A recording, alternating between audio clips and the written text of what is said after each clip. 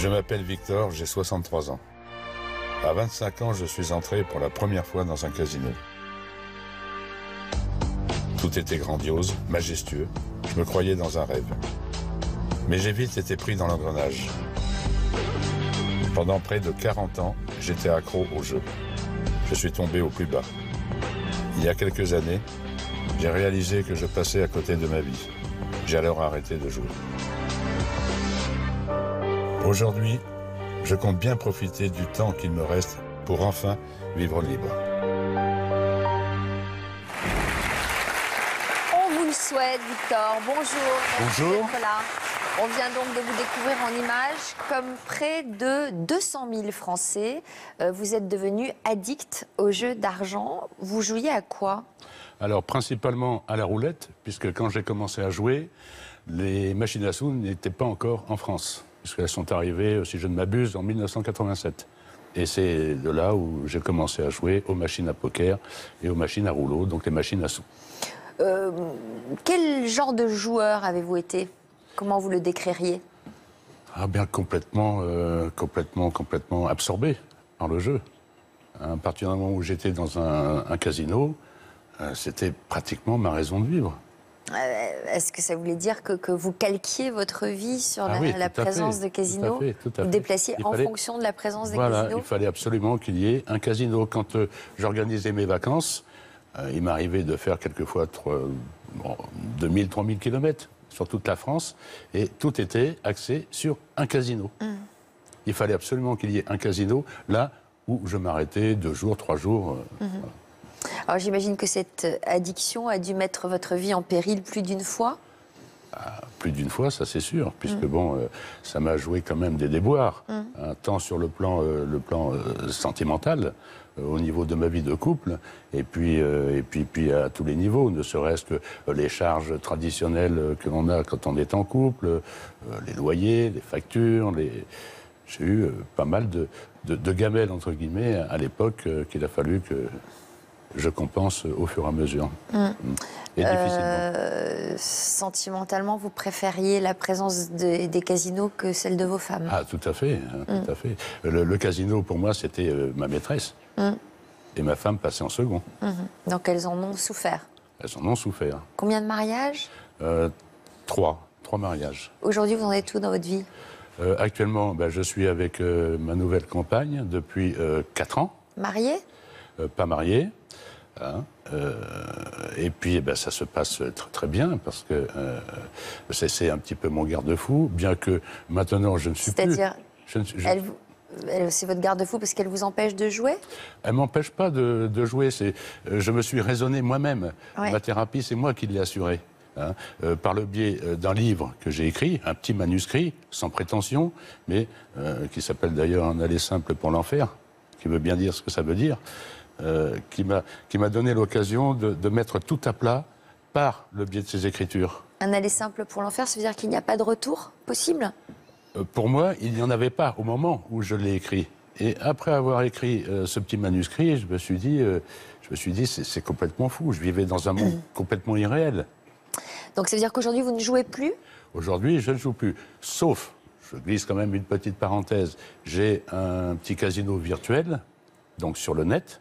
Ce n'est plus un casino terrestre, où je joue comme ça occasionnellement. Je vais passer 10 minutes, 20 minutes, je vais laisser pendant 3-4 jours et je vais revenir. Ouais, d'accord. Voilà. Enfin, si vous passez 20 minutes, mais que vous dépensez 15 000 euros... Ah non, mais là, je ne dépense plus 15 000 euros. Ah bon? Là, ce sont des petites sommes. Ah bon? 30 euros, 40 euros, voire 50 euros. Voilà. Ok. Donc, alors, vous nous avez parlé d'une nouvelle compagne, enfin depuis oui, 4 ans quand même. Elle s'appelle Louise et elle est avec nous dans le public. On va lui demander de nous rejoindre.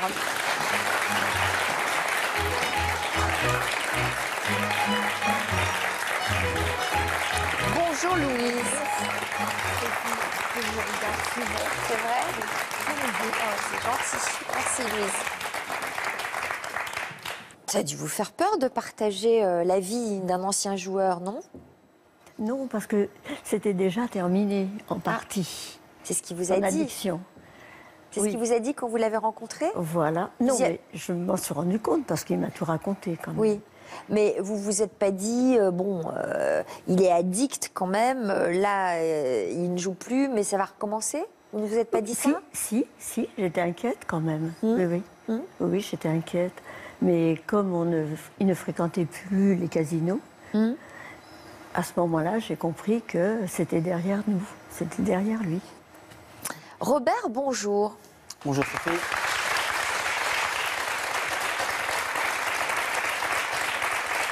Ça va, Robert? Ça peut aller. Vous êtes un peu stressé? Pas stressé, mais bon, C'est pas rien, quoi. c'est pas facile d'en parler, quoi. Bah oui, j'imagine. Est-ce que vous vous reconnaissez dans le témoignage de Victor? Bah, tout est dit dans tout ce qu'il a dit. C'est vraiment ça, quoi. Vous jouez Mais- depuis combien de temps, vous? Une bonne vingtaine d'années. Est-ce que cette addiction au jeu vous a causé beaucoup de soucis? Énormément. Perdu beaucoup d'argent. J'ai mis ma famille en péril. Ma seule chance qui m'est restée, c'est ma femme et ma fille. Il y a 28 ans qu'on est ensemble, on aura 25 ans au mois de juin. Et c'est vraiment ça qui m'a gardé sur terre, je crois, si je suis encore là. Alors, votre femme, votre fille et l'un de vos amis qui s'appelle, qui arrivent. Guy Pasteur. Ils sont là avec nous aujourd'hui.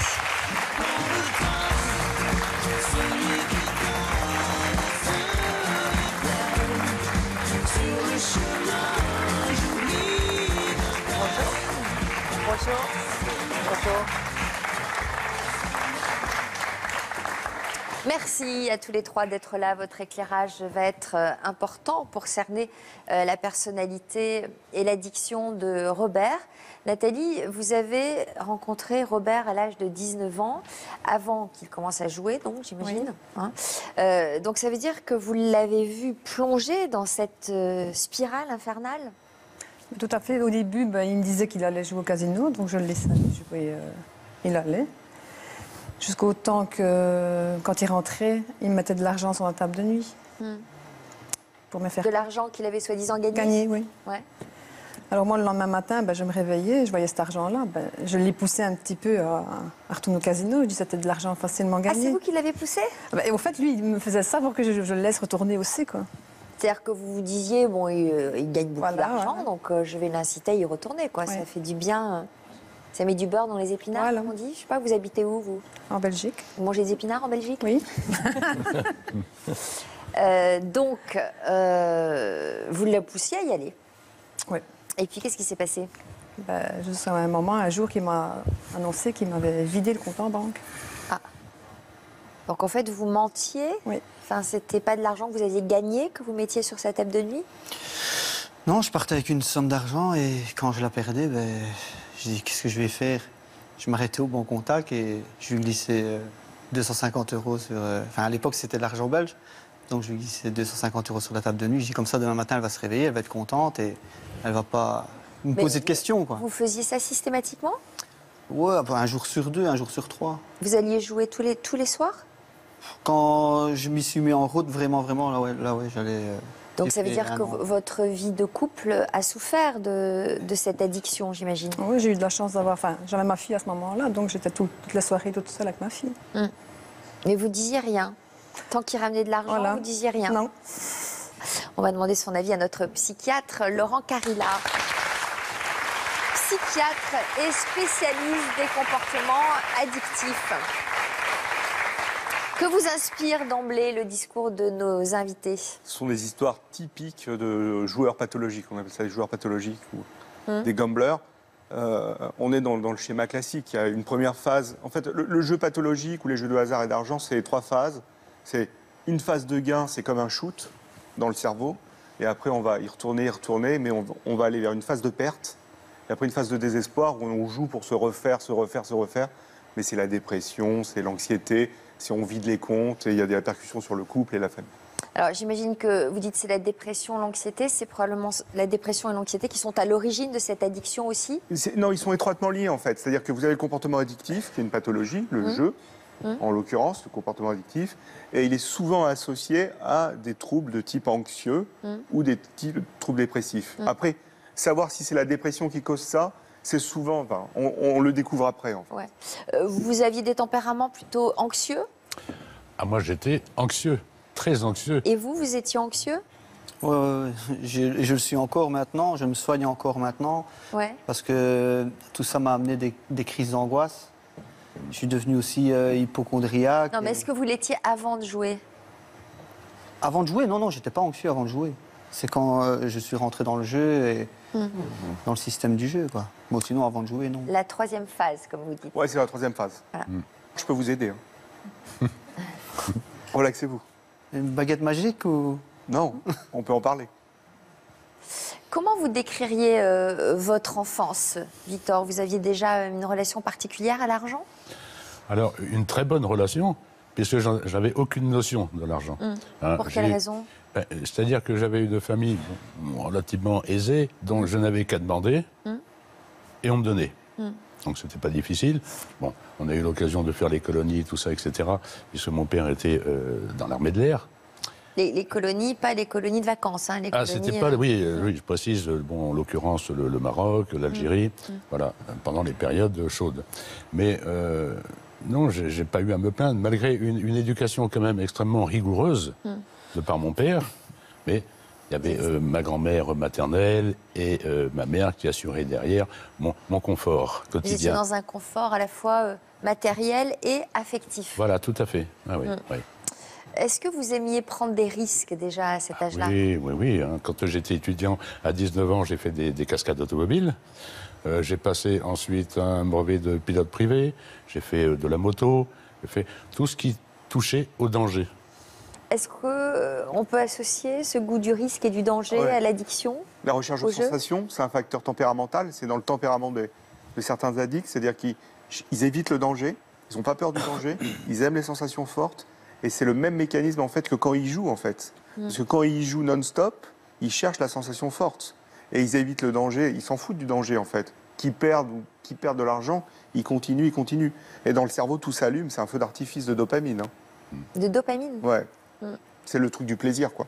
Oui, tout à fait. Est-ce que là, ça se projette sur le jeu? Est-ce que ça aurait pu être sur de l'alcool ou de la drogue? Est-ce que ce sont les mêmes mécanismes? Oui, globalement, oui. En plus, l'addiction au jeu, c'est la seule addiction comportementale reconnue dans le monde médical comme addiction comportementale. C'est-à-dire qu'on ne reconnaît pas encore l'addiction sexuelle, l'addiction aux achats, etc. Même si ça existe, des patients viennent. Mais vraiment, il y a eu un tas d'études sur le jeu et il y a des mécanismes similaires au niveau cérébral avec les drogues et l'alcool et le tabac. Est-ce qu'en jouant, vous buviez et vous fumiez? À l'époque, c'était autorisé, donc je fumais, bien sûr. Je fumais beaucoup. Hein.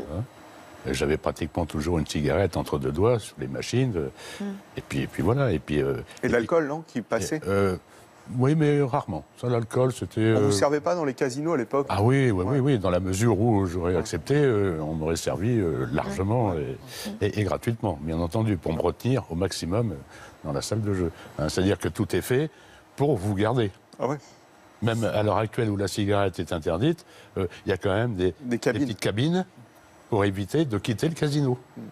Robert, est-ce que vous aussi, vous aviez un goût du risque prononcé?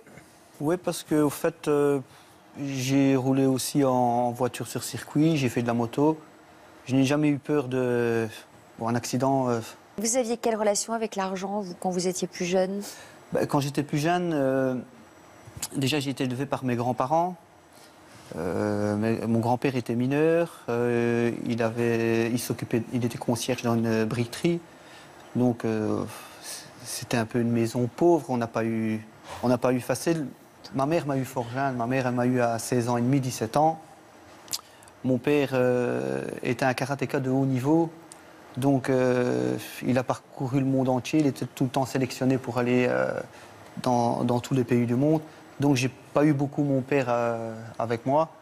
Et c'est mes grands-parents qui m'ont élevé jusqu'à 12 ans, quoi. Et vous y voyez un lien? Moi, je crois que le lien, c'est que, justement, comme mon grand-père était mineur, il s'occupait d'une briqueterie et il a eu très dur toute sa vie. Moi, je n'ai pas voulu avoir dur toute ma vie. J'ai pas voulu que... Donc vous avez dit que jouer, c'était un moyen facile de gagner de l'argent. C'est ça? La première fois que j'y étais, vous rentrez avec 25 € dans un casino, vous sortez avec 600 €. Vous dites, à quoi ça sert d'aller travailler, que l'argent il tombe tout seul. Vous avez dit que ce serait toujours comme ça. Voilà. Et c'est cette première phase, la phase Oui. de gain, le shoot, quoi. C'est ça, c'est un petit peu quand on gagne la première Ah ouais. fois. C'est formidable. On se sent pratiquement invulnérable. Hein. Moi, il m'est arrivé de gagner à l'époque à peu près 10 000 euros comme ça, et puis en ayant joué 300, 400 euros. Donc après, 10 000 euros, sur le moment, sur le lieu, on est les maîtres du monde. Ouais. Et avec ces 10 000 euros, on se sent invulnérable. Complètement. Et puis alors là, on se met à jouer parce qu'on se dit, tiens, j'ai gagné 10 000 euros, je vais en gagner 20 000, je vais en gagner 30 000. Il n'y a pas de... Puis en réalité, il ne reste plus rien. Ou C'est trois ce fois qu'on rien. appelle les croyances erronées, en fait. C'est-à-dire que les joueurs pensent, ils ont des pensées magiques, en fait. C'est-à-dire Ouais, qu'ils se tout à disent, fait, oui. j'ai gagné, je vais gagner encore plus. Et aussi, ils s'inventent des combinaisons de jeux aussi. Ah oui, À la absolument. roulette, aux cartes, au blackjack, enfin, à la machine à sous, etc. Donc, ils sont il y a un système, ils se mettent dans un système cérébral qui fait que tout est faussé et personne ne peut les arrêter. Alors Victor, pendant la préparation de cette émission, notre équipe a fait la rencontre de votre mère pour qu'elle nous parle un peu de son fils. On va l'écouter. À Rochefort, en Charente-Maritime.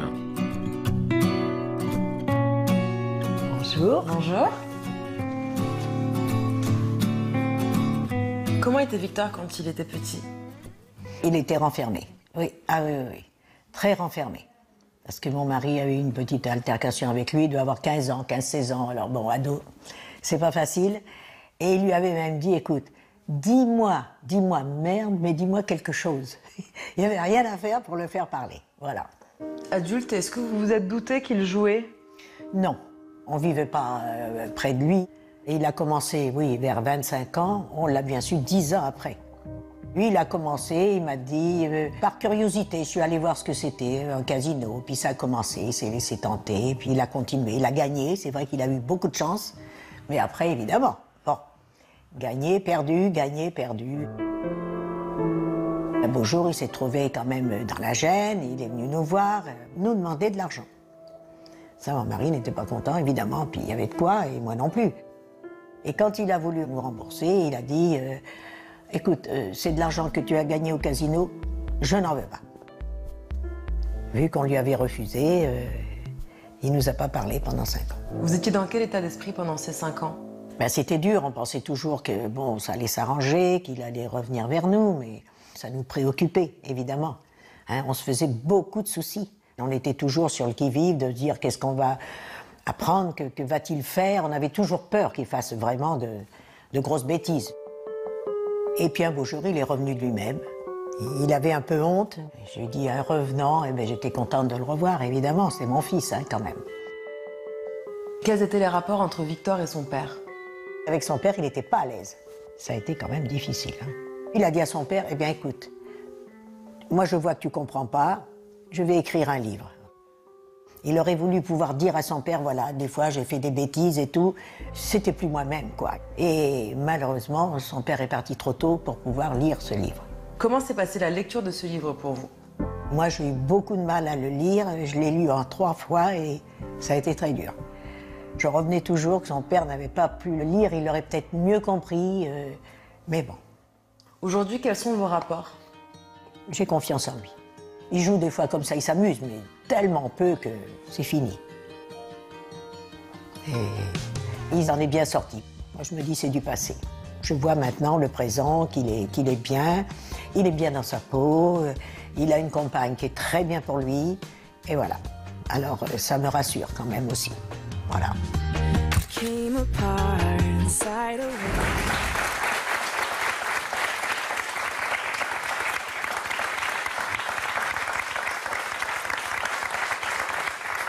Témoignage difficile à entendre, Victor? Oui. Qu'est-ce qui est difficile? Ben, ses propos, quoi, parce que bon, j'aurais préféré donner un autre sens à ma vie. C'est-à-dire vous regrettez d'avoir fait souffrir vos parents? Oui. Est-ce que vous saviez que votre mère reliait la disparition de votre père et le fait que vous ayez arrêté de jouer? Je ne le savais pas.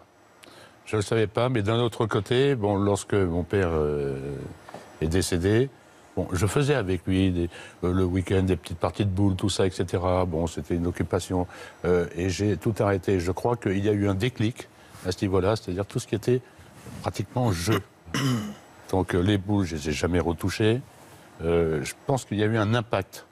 Le décès de mon père, c'était quelque chose quand même de... Ça m'a remis un petit peu sur les rails. Robert, vous réagissez, je vous vois réagir à ce qu'on vient de dire. Vous nous racontez vos débuts au bord de la spirale infernale et vous vous êtes vraiment tombé dedans à l'âge de 27 ans. Pourquoi ça s'est accéléré à ce moment-là? Qu'est-ce qui s'est passé? Parce que je jouais de plus en plus. Et j'avais un garage qui tournait bien. Je vendais beaucoup de voitures. J'avais un beau stock de voitures. Et il est venu un moment, vous avez de l'argent et vous vous dites qu'est-ce qui peut vous arriver quand vous avez de l'argent? Vous êtes un peu comme il dit, le roi du monde. Et vous allez au casino, vous allez là avec 7500 €, vous jouez, vous gagnez 20 000. Ce jour-là, vous arrêtez, vous retournez chez vous. Le lendemain, vous revenez, vous en jouez 25. Et sur le lendemain, vous retournez. Et après,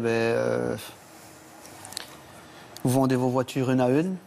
Vous allez trouver des amis qui sont marchands. Et vous demandez du cash. Et le soir, vous retournez au casino.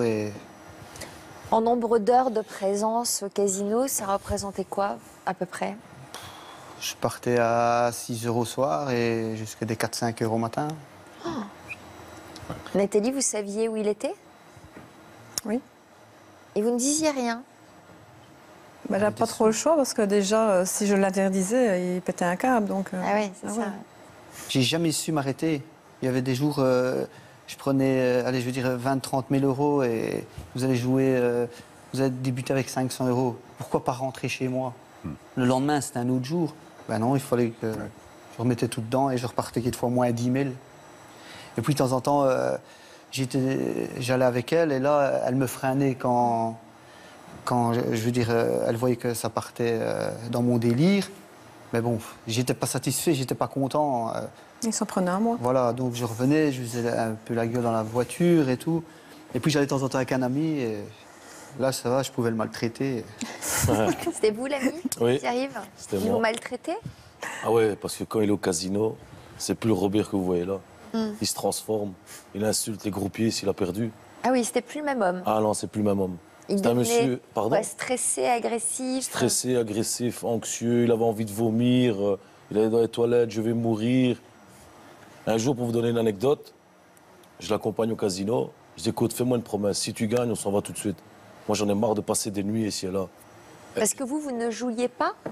J'ai joué un petit peu, des 20-30 €, parce qu'à la fin, je le regardais, mais je dis, bon, je vais essayer aussi. Ouais. Mais je ne suis pas tombé dedans. Ça vous intéressait pas? Ça ne m'intéresse pas. Ce que j'ai fait, je suis parti avec lui. Et ce jour-là, il a pris 500 €, il a joué. Il a gagné 20 000 €. Ouais. Il m'a dit lui-même, allez, ça va, c'est bon, on boit un dernier verre, on s'en va. Ouais. Moi, content, je dis, ça va, la thérapie est bien passée. On n'a pas eu le temps de sortir de la porte du casino. Il me dit, non, non, non, non, non. Non, non, non, viens, on retourne. On y retourne. C'est mon soir aujourd'hui. Ah non, Robert, tu m'as donné l'argent, tu m'as dit on retourne, c'est bon, viens, on retourne à la maison, c'est bien comme ça. Il a commencé à me maltraiter. Ce que j'ai fait, j'ai pris les clés de la voiture et je suis parti, je l'ai laissé au casino. 10 minutes après, il m'a téléphoné. Il m'a dit, viens me rechercher, c'est trop loin quand même. On habitait, il y avait 50 km. Je vais retourner comment? J'écoute, si je viens te rechercher, tu remontes dans la voiture et on retourne à la maison, on va pas retourner au casino. Ça a été la guerre dans la voiture, mais c'est pas grave, il est revenu avec ses 20 000 € à la maison. Moi, j'étais content. Je pensais que c'était une réussite. Vous nous racontiez, quand on a préparé l'émission, que quand il entrait dans un casino, on voyait physiquement qu'il changeait. Oui. Comment ça se traduisait? Très concentré. Alors, moi qui ne connais pas trop la roulette, je le voyais arriver content. Une fois qu'on ouvrait la porte, il arrivait près de la roulette, il se transformait. S'il perdait, c'était un démon. Tout blanc, il pétait les plombs, il insultait les groupiers. Ça, c'était... Je disais, mais Robert, arrête. Ouais. Même avec moi, il m'insultait, faut pas croire. Je l'ai filmé, pour vous donner une anecdote, je l'ai filmé un soir. En plein casino, je l'ai filmé. Et je lui dis, regarde comment tu es. j'aurais bien voulu vous apporter la vidéo, mais il a cassé mon téléphone. Il m'a Robert, dit, c'est pas moi, ça, c'est pas possible. vous avez conscience de cet état-là où vous oubliez ces moments où vous n'êtes n'êtes pas vous-même, quoi. Quand vous avez 15 000 euros en poche et vous avez les croque-morts qui sont là avec, en train de ramener vos plaquettes et les mettre sur le côté, et à la fin, les nerfs, ils montent. Hein. Les nerfs, ils lâchent. C'est Laurent l'environnement. En fait, ce qui décrit, les signes là, qui sont décrits actuellement, s'appelle un craving. Craving, c'est une envie irrésistible. On rentre dans le casino, il y a une envie irrésistible, incontrôlable de jouer. C'est le truc. Et donc, ça se manifeste par plein de signes. Soit on va être très focalisé, très concentré. Et quand on mesure un peu les choses, si on a déjà mesuré un peu le craving des gens, et ben, quand on les mesure, ils ont le cœur qui commence à battre un peu vite, la tension qui augmente un petit peu, ils ont un peu de sueur, ils tremblent un petit peu, ils sont un peu pâles. On a l'impression que c'est une part sombre qui tout d'un coup apparaît. Le craving, c'est la part sombre de l'addict, en fait. Mais il n'y a rien de schizophrénique là-dedans? Non, c'est pas schizophrénique, il y a un changement de comportement qui est lié en fait à la maladie addictive en fait. Et justement, ce craving, cette envie irrésistible de jouer, c'est un des signes forts de l'addiction. Et après, la perte, quand il devient agressif, quand il casse le portable de son pote, enfin vous voyez tous ces trucs-là, on est dans un manque immédiat en fait. Et la seule solution pour lutter contre ça, c'est de rejouer. Et c'est de rejouer. Et la perte, ils s'en foutent de la perte. Parce que eux, ce qu'ils veulent, les joueurs, c'est la récompense immédiate. La punition, ils s'en foutent. Vous voyez ? Et donc cette balance récompense-punition, quelqu'un qui n'est pas addict au jeu, par exemple moi, je suis addict à d'autres trucs probablement, mais j'arrive à contrôler rapidement ma balance entre la récompense et la punition. Un addict au jeu, quand il est dans la maladie, il s'en fout de perdre. Lui, il veut gagner immédiatement, gagner, être récompensé. Et c'est ça le désordre dans le cerveau. Alors, Robert, il y a quelques années, vous avez eu envie de réaliser un film pour illustrer votre quotidien de joueur. Vous rejouez en quelque sorte les sensations que vous aviez à l'époque pour illustrer l'engrenage dans lequel vous étiez pris. On en regarde un extrait et puis on en reparle. Allô? Allô? Salut Rob, c'est Max, ça va? Ça va et toi? Ça va. On se fait pas un petit casino ce soir? Oh, je crois pas, c'est quoi, il fait calme, on fout rien pour le moment. Non, laisse tomber. Ah bah ok, ça va. Si tu changes d'avis, alors reçois-moi. Ouais, ça va, ok. Qu'est-ce que t'as comme budget? Écoute, moi c'est pour ma femme. Tout le je peux te donner 6005. 6005? Elle me coûte cher, celle-là. Non, c'est pas assez. Non? Moi, je sais te la payer cash. J'ai l'argent sur moi.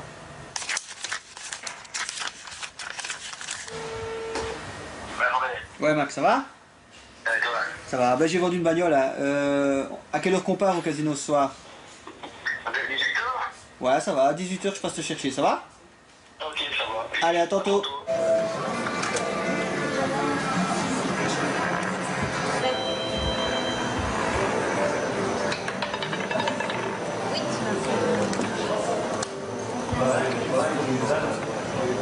Bon, Robert, on va y aller maintenant.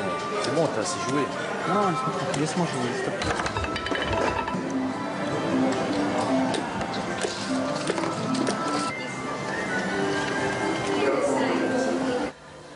Ça me fait plaisir.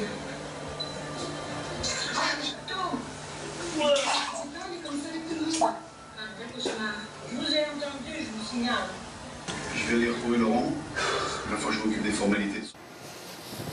Victor, est-ce que vous vous reconnaissez, vous, dans le cheminement de Robert? Complètement. C'est pratiquement le même trajet. Vous aussi, ça a été une montée en puissance vers la trentaine? Oui, dès que j'ai commencé à attaquer les machines à sous, il n'y avait pas de demi-mesure. Ouais. J'avais 1000 euros, 1500 euros sur moi. Il fallait que ça donne. Ou que je laisse tout. C'était comme ça. Je laisse tout. Ouais. C'est-à-dire ma mise complète. Vous pouviez y passer la journée? Ça durait combien de temps? Oui, c'est-à-dire que j'attendais l'ouverture du casino, donc en l'occurrence entre 10h et 10h30, et je partais à la fermeture. Vous mangiez quoi? Petite assiette de saumon, toast au saumon que me servait ces braves amis du casino en question. Pourquoi vous dites ces braves amis? Parce qu'ils étaient aux petits soins pour moi.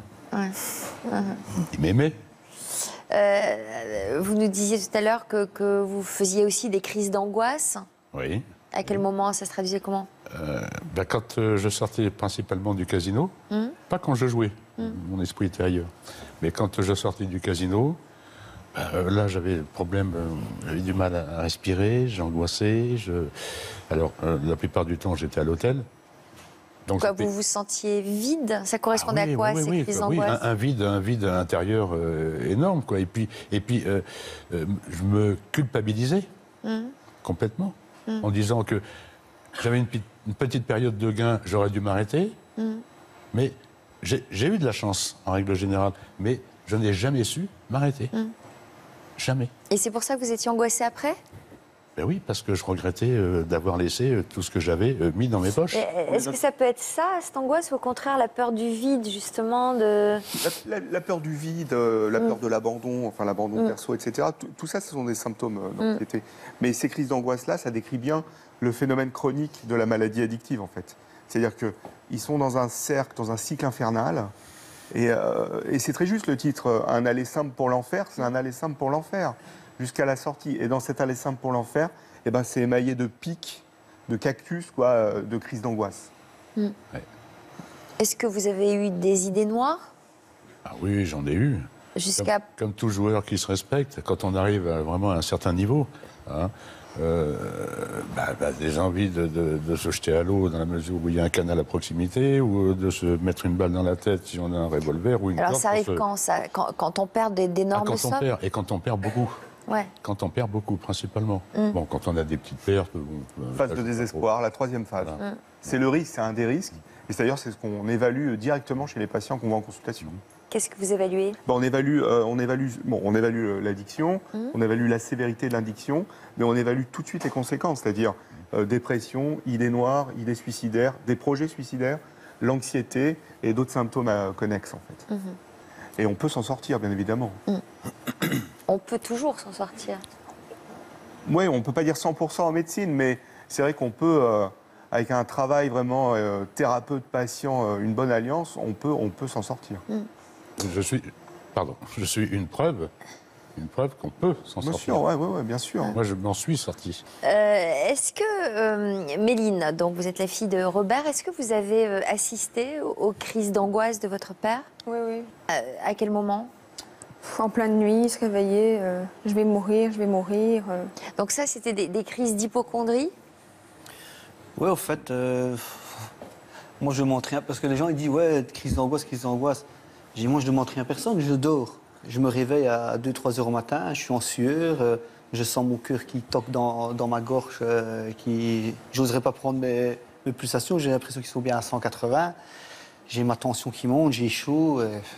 Plusieurs fois, j'ai réveillé Nathalie, j'ai dit, viens, on va faire un tour en voiture, j'ai dit, je vais mourir. Ou alors, tiens-moi la main. Et qu'est-ce que vous redoutez, en fait? Peur de mourir. Ouais, ce sont les attaques de panique. C'est la peur de mourir ou la peur de devenir fou. Voilà, c'est des attaques de panique.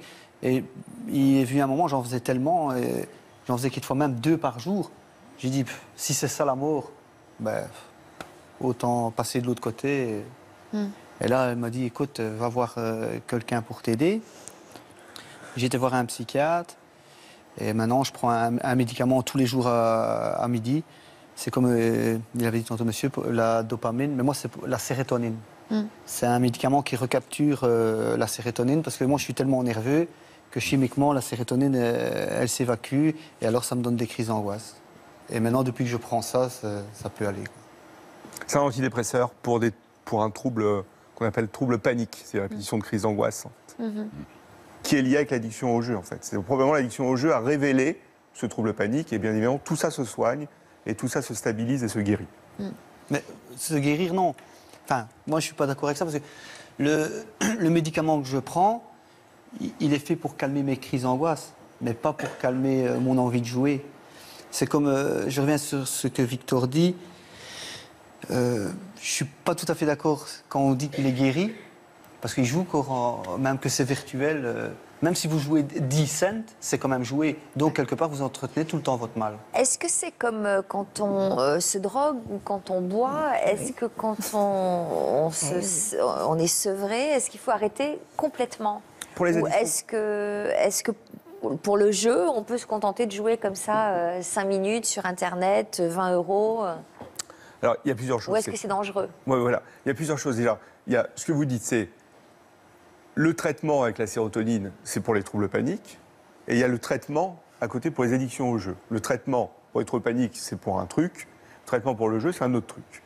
Pour les addictions comportementales, le jeu, le sexe, les achats, le travail aussi, on ne peut pas être abstinent.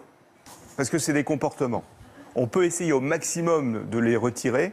Et ce qu'on apprend en thérapie avec les patients, c'est on leur réapprend à prendre du plaisir et à contrôler les choses. Parce que c'est vrai qu'on peut être amené à jouer n'importe quoi. Moi, j'ai soigné un joueur pathologique de poker qui jouait des sommes astronomiques. Il a arrêté de jouer au poker. Il a arrêté de dépenser des sommes astronomiques, mais il jouait à la belote et il faisait des petits paris, mais avec des bonbons. Vous voyez? Ouais. Donc, il jouait quand même. Il jouait, il pariait des trucs. Mais il reprenait du plaisir à faire des choses. Et je pense, dans ce cas-là où vous jouez un tout petit peu, c'est pas très grave s'il y a du plaisir, s'il n'y a pas de conséquences collatérales. Vous voyez ce que je veux dire? Il y a un équilibre, en fait. Et qu'est-ce qui fait la différence avec l'alcool ou la drogue? Le problème de l'alcool et de la drogue... C'est de mettre sa santé en danger. C'est qu'il y a beaucoup de conséquences sur la santé physique et psychologique qui sont beaucoup plus marquées. Alors c'est vrai que les joueurs pathologiques peuvent avoir des conséquences psychologiques, puisqu'on voit des troubles paniques, de la dépression, il y a même des risques suicidaires. Mais, si vous voulez, dans la drogue, on va viser plutôt quelque chose d'abstinence, c'est-à-dire l'arrêt total. Dans les comportements, ça dépend des patients. Allez-y, allez-y. Moi, ce que je ne comprends pas, c'est que quelqu'un qui est alcoolique, il va trouver un médecin, on va lui donner des médicaments pour se soigner, et après, pour qu'il fasse son abstinence. Un drogué, la même chose. Un drogué qui est le joint ou la coke, soit n'importe quoi, on va lui donner la méthadone pour qu'il va compenser, et après, il arrête. Après, il ne peut plus toucher un verre d'alcool, il ne peut plus toucher un joint ou quoi que ce soit. Ici, dans le jeu, qu'est-ce que vous voulez faire, à part prendre 10 médicaments qu'on a envie d'aller jouer, et ainsi, on est là, on baffe. Non, c'est pas le traitement. En tout cas, moi, Et jouer des bonbons, il vous dit. Non, c'est pas le traitement, mais c'est vrai que... Ça, c'est pas intéressant. Il n'y a pas à jouer des bonbons, il n'y a pas d'adrénaline, il n'y a rien. Je pense, pour vous, pour vous, peut-être jouer pour vous, c'est très délétère. Rejouer pour vous, c'est délétère. Alors que pour vous, ça a l'air moins délétère. Vous voyez ce que je veux dire? Ça dépend des gens. Ça dépend des gens. Et encore une fois, on ne soigne pas l'addiction on ne soigne pas que le comportement ou la substance qui donne l'addiction. On soigne la substance, le comportement et tout ce qu'il y a autour. C'est-à-dire Par la vie de exemple, couple. pardon. Allez-y. Non, je ne voudrais pas vous couper. Non, mais la vie de couple, la famille, le travail, la dépression, le sommeil, l'anxiété. Vous voyez, c'est un truc très global. Et il n'y a aucune personne qui est pareille. L'addiction, elle est commune, mais il n'y a pas un addict qui est le même que l'autre. Vous avez dit quelque chose d'important, c'est retrouver du plaisir. Oui, c'est important. Par exemple, vous, dans votre vie, est-ce que vous retrouvez du plaisir aujourd'hui? Et en faisant quoi? Par exemple, tout le temps que vous n'avez pas passé avec votre femme, est-ce que vous avez envie de le passer avec elle aujourd'hui, de faire des choses avec elle que vous n'avez peut-être jamais faites? On fait plein de trucs ensemble. Ouais. Mais en revenant sur comme il disait Victor, lui il se contente avec 30 € à jouer petit à petit. Mais moi, je ne me vois pas jouer 30 € et jouer à 10 cents pour jouer 4 heures et à la fin gagner 45 €. Ça m'a dit. C'était quand la dernière fois que vous avez joué? Avant hier. Ah oui, donc vous continuez. Ouais, un petit peu. Est-ce que vous lui mentez encore à Nathalie aujourd'hui? Parce que je crois que vous avez été un as du mensonge. Plus maintenant, parce que maintenant, comme je dis, je mets 400-500 €, je monte à 1008, 1009, je l'appelle, j'y viens voir, et je dis voilà, je joue cours de 300 €, je descends à 1500, à 1500, elle décompte. Elle quoi? Elle décompte. Les sous vont sur son compte. D'accord. Guy, vous l'avez vu se mettre dans des états pas possibles. On parlait de son hypocondrie tout à l'heure. Vous nous parliez de son comportement agressif. Le mensonge avant toute chose. Moi aussi, j'ai caché des choses à Nathalie et je vais lui avouer aujourd'hui, puisque c'est une thérapie pour qu'il essaie d'arrêter de jouer. C'est que des fois, il disait je passe chez moi à la maison, boire un café. Et en fait, on était au casino. Puis moi, quand j'ai rencontré ma femme, puis vous devenez papa, là vous vous dites, mais attends, il déconne mon ami, là, il faut arrêter, quoi. Et il s'est interdit de jouer au jeu lui-même. Il s'est interdit dans les casinos. Mais vous avez eu beaucoup de discussions avec lui pour lui faire prendre conscience du fait qu'il mettait sa famille en danger, en fait. Oui, combien de fois je ne lui ai pas dit, fais attention Robert, comment est-ce que tu fais, comment est-ce qu'elle peut supporter un homme comme toi, arrête. Mais ouais, t'inquiète, je gère, ne t'inquiète pas, ici et là, c'était toujours les mêmes phrases qui revenaient. Le problème, c'est que une fois qu'il voulait aller jouer, c'était la catastrophe. S'il gagnait, ben ça va. Parce qu'ils croient tous ces joueurs-là, que je regarde Victor ou mon ami Robert, ils croient que c'est avec ça qu'on s'enrichit. Il faut montrer aux jeunes aujourd'hui. C'est au-delà de l'envie de s'enrichir, si je comprends bien quand même, puisque vous vous enrichissiez en faisant votre métier. Bien sûr, oui. Donc j'imagine que vous y cherchiez autre chose dans le jeu. C'est comme je disais, hein, c'est l'adrénaline, on recherche autre chose. Comme on gagne bien sa vie et que l'argent tombe comme ça, avec cet argent-là, on essaye de faire autre chose. Les autres sont plus malins, ils achètent des bâtiments, ils achètent ci, et moi j'allais les mettre dans le casino. Ouais. Alors justement, vous n'avez pas eu envie de changer, de jouer avec l'immobilier, par exemple? Ici, il y a 5 ans, j'avais mis une bonne somme à place et là, je me suis refait peur une fois ou deux au casino et j'ai dit je vais me remettre à zéro encore une fois. Mais au lieu d'aller à zéro au casino, j'ai acheté un terrain pour ma fille et je me suis racheté 2 terrains à bâtir et un étang. Donc Méline, comment vous avez vécu tout ça? Comment vous le trouvez, votre père, aujourd'hui? Est-ce qu'il y a eu des moments où vous avez eu vraiment peur? Oui. Maintenant, il se gère mieux, je vais dire, mais c'est vrai qu'on a eu... Et donc, pour mettre fin à la spirale, il a fallu que vous alliez jusqu'à vous faire interdire des casinos? C'est ça, oui. Ouais. J'étais à l'époque, on était à la mer, on avait acheté une caravane. Et j'allais quand même assez souvent jouer quand on était là le week-end. Et un jour, j'avais gagné 10 000 euros. Et je dis, ça, je me les prends pour aller jouer à la mer. Et j'arrive au casino, je joue, je monte à 25 800 euros. Et je dis, il est temps de rentrer, il était 2 heures au matin.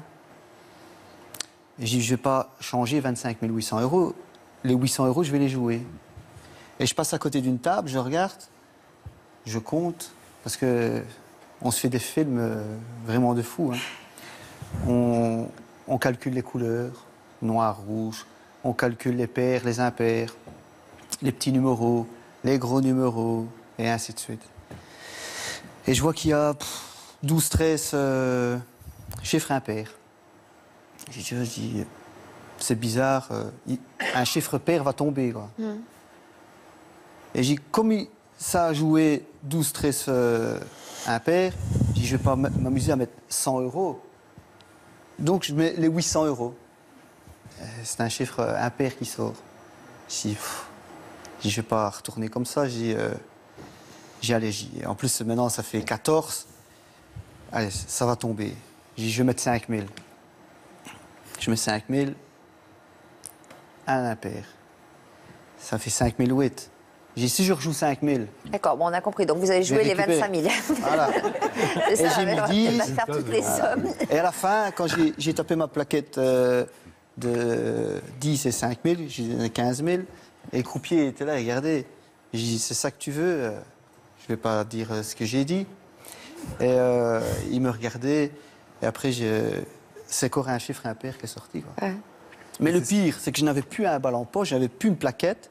Et le chiffre d'après, le 4 est sorti. Le chiffre Et c'est à ce moment-là que vous vous êtes fait interdire de casino? Ouais, parce que là, j'ai maltraité les casinos, les gardes sont venus, j'ai craché sur la table. Ah oui, donc là, vous êtes vraiment... Juste une question là-dessus, quand on se fait interdire de casino, est-ce que c'est une thérapie qui peut marcher? Parce que, justement, on est passif par rapport à ça.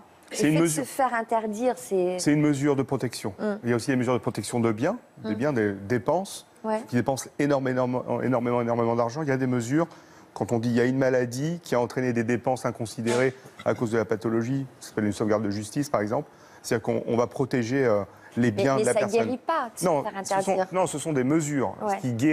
Ce qui aide à la guérison ou à la modification de comportement, c'est des formes de psychothérapie comportementale, de couple, des groupes de joueurs et des médicaments pour aider. Alors Robert, pendant la préparation de cette émission, vous avez accepté de relever un défi, celui de ne pas jouer pendant quelques jours. On va regarder les images que vous nous avez envoyées. À partir d'aujourd'hui, je vais essayer de ne pas aller jouer. Mais je ne sais pas si je vais tenir le coup. Je suis de nouveau pas trop bien et ici je vais aller un petit peu voir mes bêches sur mon site parce que j'ai envie de jouer. Voilà, je suis pas bien.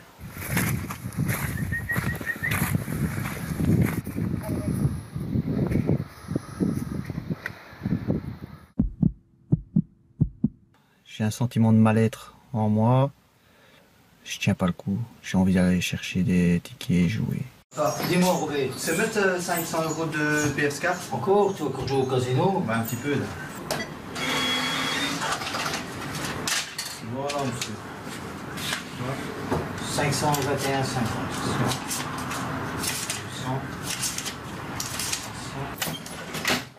Allez, Robert. Allez, À bientôt.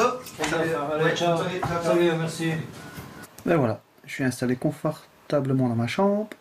Et maintenant, je vais charger mes tickets pour moi jouer au casino. Alors finalement, Robert, vous aurez tenu combien de temps? Du 2 mars au 8. 6 jours? Ouais. Dans quel état vous avez terminé? Ça a été vraiment dur à partir de quand? Du jour où j'ai fait le pacte avec vous, je me dis bah ça va aller. Mais le problème qu'il y avait, c'est que mercredi, il y a la loterie.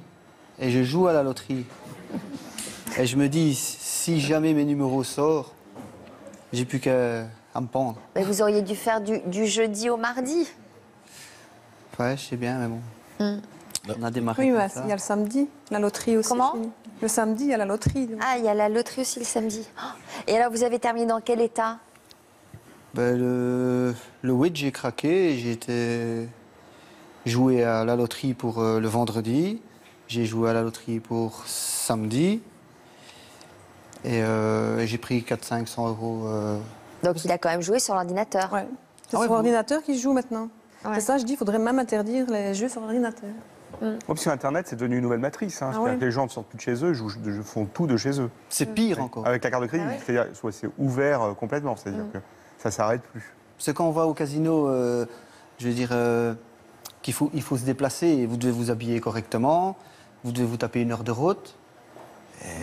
Ils jouent en pyjama. Vous allez chercher 400 € ou 500 € de tickets à charger, vous allez au night shop qui ferme à 3 h au matin, et puis vous rentrez chez vous, vous mettez, comme elle dit, en pyjama, vous êtes dans le lit, vous jouez tranquille. Comment vous les analysez, vous, on a vu, il y a une image qui est très forte, c'est toute l'anxiété sur votre visage et le manque. Enfin, je pense que si je vous avais mesuré toutes vos constantes, on aurait vu quelqu'un qui a une envie à crever de jouer. Il y a une image qui est typique, d'ailleurs, si vous pouvez me la prêter pour que je la montre aux étudiants, ce serait génial. Et ça, c'est typique, en fait, ça montre bien le substrat de l'addiction, en fait, du manque, quoi. Mais en fait... Vous allez y arriver. En fait, vous n'en êtes pas du tout sorti, alors, si je comprends bien. Non, c'est ce que je dis, pour moi, on ne guérit jamais. On peut, je veux dire...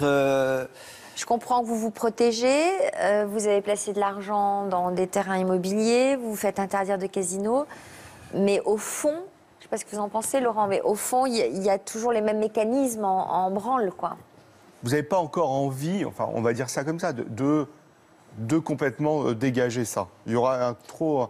Je l'ai fait pendant 10 ans. Ouais. Je me suis interdit à vie en Belgique.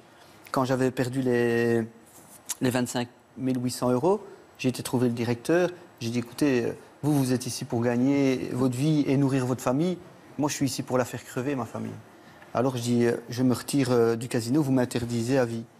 Mais le lendemain, enfin, ce jour-là, quand je suis rentré dans la caravane, c'était en plein mois d'août.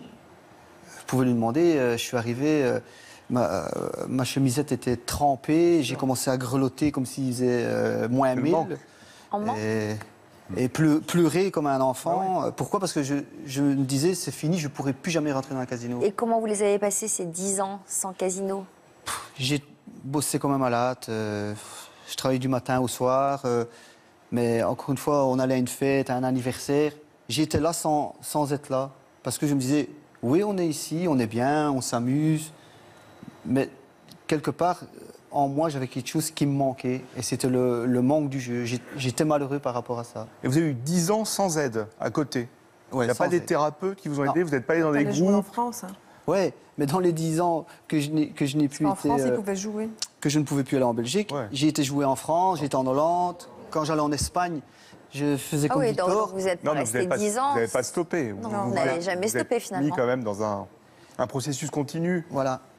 Et quel est le rôle de l'entourage alors L'entourage souffre, il faut qu'il soit pris en charge. Premièrement, c'est hyper important.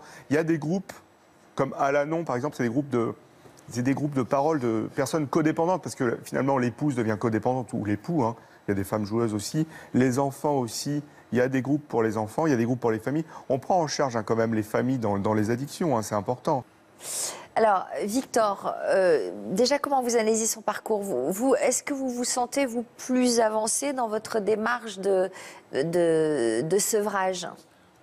Nettement plus, parce que, bon, moi je sais que je me contente sur le casino virtuel de jouer 20 €, 30 €, peut-être exceptionnellement 100 €, puis ça s'arrête là. Et après je mets ça au repos pendant 3 jours, 4 jours, et puis après ça me reprend, mais tout est modéré, tout est mesuré. Alors, ça va, je suis bien. Comment vous y êtes pris? Parce que...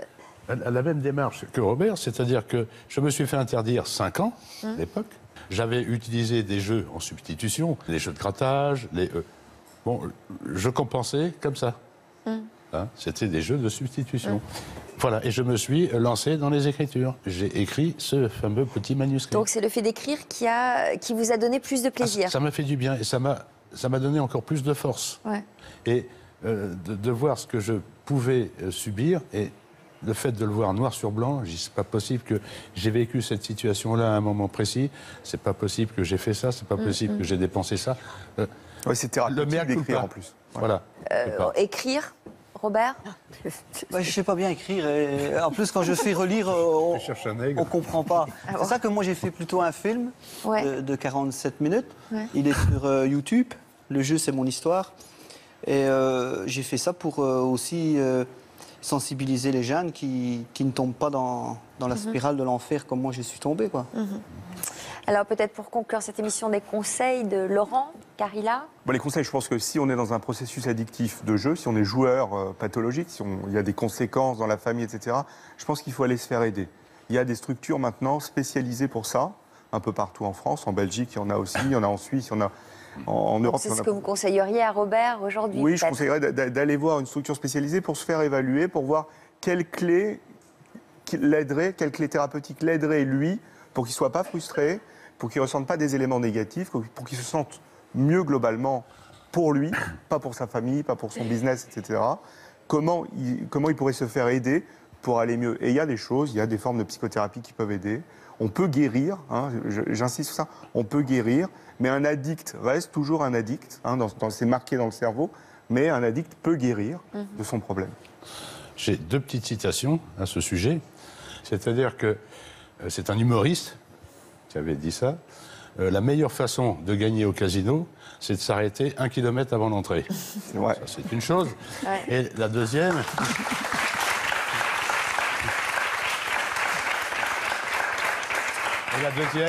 c'est un auteur, j'ai oublié le nom, qui avait écrit qu'avec les gains, je me suis payé une casquette de Yatman, mais avec les pertes, j'aurais pu me payer le bateau.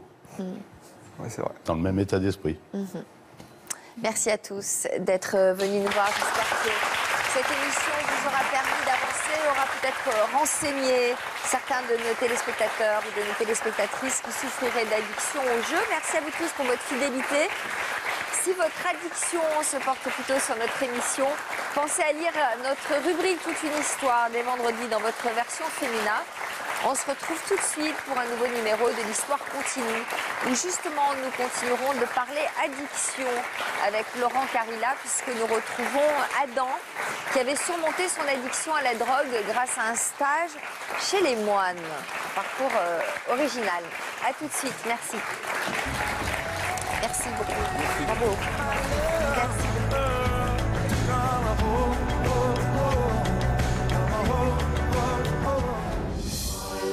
Cet après-midi, dans l'Histoire continue, nous allons vous faire pénétrer dans un monastère un peu particulier.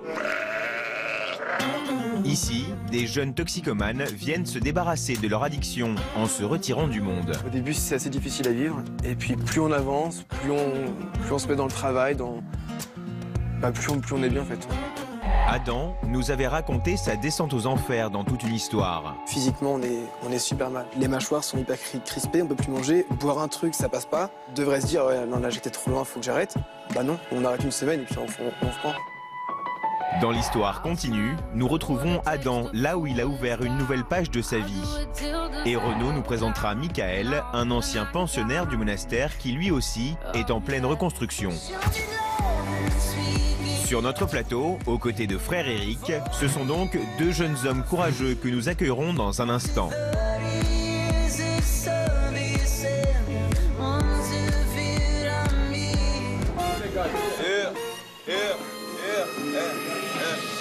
La rythmique m'entraîne, mes rimes sont toutes prêtes. Vous et nous, de tout cœur, disons oui au bonheur. Bientôt, au sommaire de votre Toute une Histoire. Je me suis dit pourquoi ma mère elle est blanche, pourquoi mes frères ils sont de couleur, pourquoi les gens au fond ils nous regardent comme si on était tout sauf normal. Mon grand-père, il était imam à la mosquée de Paris et il a participé au sauvetage de familles juives. Je cheminais avec mon fils pour aller à la synagogue. J'ai entendu les Juifs au Boutura et c'est là que j'ai fondé l'association en 2004 et j'ai recruté Coco. Toute une Histoire s'engage pour la Journée internationale de la lutte contre le racisme. Je suis citoyenne et je suis avant tout humaine. C'est le terrien avant tout. Au fond, ce que les autres montraient du doigt chez nous, c'était ni plus ni moins que la richesse. La lutte contre les stéréotypes était la mère des batailles. Et décide de le combattre dans la bonne humeur. Je rêve un jour de rencontrer une personne qui se dit raciste et je suis sûr qu'en l'invitant à la maison et autour d'un flambeau de poulet, c'est fini.